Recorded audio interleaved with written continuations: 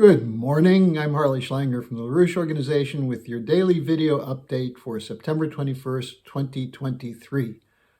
Well, we've reached a crucial point in the battle between the collapsing unipolar order and the emerging new strategic and development architecture, which is not decided definitively yet. It's in the midst of the battle. But if you look at what's going on at the United Nations, and you look at what happened in the last weeks around the world, you'll see that there's definitely a new order coming in, not the order wanted by the World Economic Forum or the globalists with their Great Reset, but an order based on principles of national sovereignty and economic development. And this is the battle that's underway at the United Nations. And in spite of the efforts to control the news coming from these battles, to prevent you from hearing what the real issues are, it's clear that the message is getting out worldwide. And this is something which I think is crucial for you to take as your starting point for your own organizing, to get people to recognize that we do face a moment where the actions of the citizens of the global north, of Europe and the United States, will make a difference. I just listened to the opening remarks on September 19th by UN Secretary General Antonio Guterres when he opened the UN General Assembly. He sounded the alarm over what he described as divisions in the world among economic and military powers and between North and South, East and West. The world, he said, is inching ever closer to a great fracture in economic and financial systems and trade relations and potentially clashing security frameworks, unquote. Very straightforward. Now, he was speaking prior to the presentations of Lula from Brazil, Ramaphosa from South Africa, and a whole string of leaders from nations of the global South who issued an urgent call for a new international architecture to replace the bankrupt IMF system. Now, he went on to say, quote, "Our world is becoming unhinged. Geopolitical tensions are rising.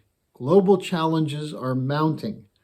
And we seem incapable of coming together to respond. We confront a host of existential threats." And he called for reform of existing institutions such as the UN and its Security Council.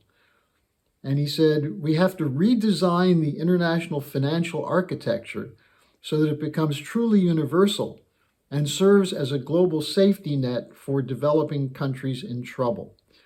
And he said, I have no illusions. Reforms are a question of power. I know there are many competing interests and agendas. But the alternative to reform is not the status quo. The alternative to reform is further fragmentation. It's reform or rupture. Very clear message. Now, unfortunately, what he had to offer did not live up to the standards of the crisis that he had just described. But in terms of his overall statement, it echoes the call from Helga Zepp-LaRouche for the need for a new strategic and development architecture. And leaders from the global South are leading the charge. They're addressing the problems they face of crushing debt, of no access to credit, no support from the North and the West for their development of infrastructure, and no voice for them at international institutions. But that is changing. The leadership of the BRICS is showing the way, especially Russia and China. And what's the response from the West? To continue a war against Russia, to provoke confrontation with China, to expand NATO to the Pacific. And elements of this were clear in comments made in developments that are occurring around the world. Let me just point out a couple of them for you. First of all, you have King Charles in Paris for a state visit. And this is significant because it's clear that the British are trying to reestablish the Entente Cordiale, which was the basis for their intervention in World War I. Charles is there for a 3-day visit. He was treated to a luxurious banquet at Versailles, the old imperial palace of the French kings, a parade down the Champs-Élysées. The topics, according to the media, that in his discussions with Macron included the Ukraine war, the rebellion that the French are facing in Africa, and of course the British also, and the problems they're having with the Green New Deal. So what's the solution? Well, for them, it's an Entente Cordiale to escalate against the global South and to escalate against those countries in the North, particularly Russia, and I guess you could consider China, not exactly global South, but these two countries are leading a rebellion of sovereign nation states against the chosen direction of King Charles, Macron, Biden, and others of a new financial order of a central banker dictatorship backed up by NATO military.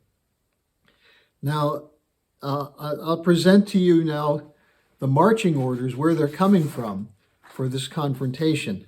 And in this, I'm going to take an op-ed published in CNN by Keir Giles, who is a Chatham House anti-Russia expert who's written several books on the subject. And when he speaks, he's speaking for the City of London and the British oligarchy. And he said that the problem with the war with Russia is the U.S. hesitance to supply heavy weapons. That's why the war is continuing, and it's given Russia a time to build up their defenses. He said, and this is explicit, this is something I've been telling you and we've been reporting on for a while. He said the U.S. should be more like the United Kingdom, which, quote, has consistently led the drive to give Ukraine what it asks for, as well as disregarding U.S. concerns about what Ukraine can strike with when it's given these weapons, unquote. And he said that the constraints that have been placed on Ukraine are a self-defeating strategy. And he said anything that draws out the conflict plays to Russia's many advantages and the West's weaknesses. And he goes on to say, making Ukraine stronger is a key ingredient for Europe's long-term security, as well as for the outcome of the present war. Now listen to this part, because you'll hear it echoed when I tell you what Zelensky said on 60 Minutes. Giles said, for Russia, this is a forever war that taps into fundamental ideas of Russian identity and for which President Vladimir Putin is willing to inflict vast economic and human losses on his country, unquote. So the war, continuing the war, is because Putin is a vicious dictator and because the U.S. is hesitant. That's what Chatham House's Keir Giles is saying. Now, listen to what Zelensky said on 60 Minutes last Sunday. Zelensky, who is a puppet for the war hawks of the Chatham House and the various war hawks in the U.S. like Lindsey Graham and Senator Dick Blumenthal of Connecticut and others. Zelensky said, we are fighting a nuclear state that threatens to destroy the world, unquote. That's why Ukraine must have continued support from the United States. He was asked how much and for how long, and he said until we no longer need it. In other words, a blank check for this war. And what is Ukraine putting up? As he admitted, their population. He's willing to risk losing more and more Ukrainians for the sake of winning this war. He said, quote, if Ukraine falls, Putin will go further. And he said Putin will take Poland and the Baltic states next. And he called Putin a second Hitler. Now, with this kind of rhetoric, what you see from Zelensky is nothing but mouthing the arguments that were put before him by the puppet masters, in this case, Keir Giles, who writes for the City of London. So the battle is on. What we're seeing at the United Nations is not a full battle, because even at this point, as they're calling for a change to a new, just financial system, the demands from the South are not as clear as they should be. An end to the war, no more funding for this Ukraine war, no extension of NATO to the Pacific, No more IMF conditionalities against countries. And a need for a credit system that will allow nations to fully develop their economy and their people. So the battle at the UN, while it's not as explicit as it has to be, the question that it begs is, where do you stand? Where do the people of Europe and the United States stand on this? So far, too many people have seemingly been willing to accept the bloody bankers' empire, their corporate cartels and their puppets. Despite the fact that most Americans in polls say they don't want Biden to have a second term, it looks as though the Democrats are going to nominate Biden, or at least the rag doll called Joe Biden. And we see people like Macron, Zelensky, and others who are continuing the fight to defend a collapsing unipolar order. So will you stand with the global majority? That's the question that we're posing. It has to be as clear as that. The American reflex impulse against colonialism, for sovereign states, for the rights of people to full fruits of citizenship of a republic. That's what the fight is all about right now. People are marching in Canada to defend that with the Children's March. There are people around the world who are expressing in this International Day of Peace their unwillingness to continue the current order. But we need more. And I'm going to be attaching today at the description section Helga Zepp-LaRouche's open letter to the leaders of the United Nations, which it goes through a program that can change history for the better. And the question then is, will you join us, or will you continue to complain and moan as the empire crashes down on your head? Now, thanks for joining me today. Tomorrow's Friday. I'll take your questions and comments. Send them to me at harleysch@gmail.com. Hello, thanks for watching. Be sure to like, subscribe, and hit the notification bell so you don't miss any of our videos.